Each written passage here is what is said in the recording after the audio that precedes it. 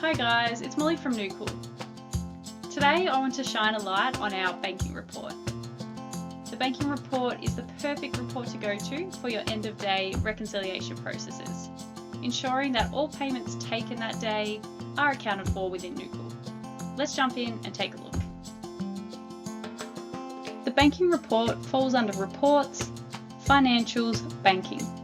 The banking report is based on monetary payments received, regardless of whether the money was used to pay for an item or not.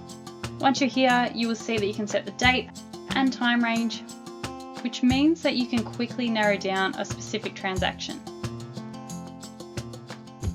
As always, you can separate the results based on one or a list of locations, and importantly, you can use the payment method filter to look at specific payment types. This makes it much easier to compare and reconcile what you have in hand versus what has been recorded in Nookal. Let's run the report for all methods for today's date and take a look at the results.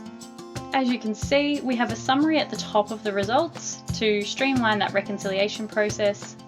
But if your records don't match, you'll have all the invoice details just below.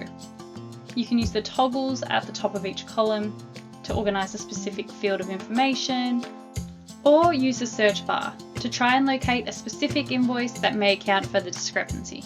Our banking report is a great resource to have access to and is your go-to report for end-of-day reconciliation. Thanks for watching. If you found this video helpful, make sure you press the like button. This helps us to know what topics you want to see more of. And if you'd like to see more content like this, subscribe to our YouTube channel.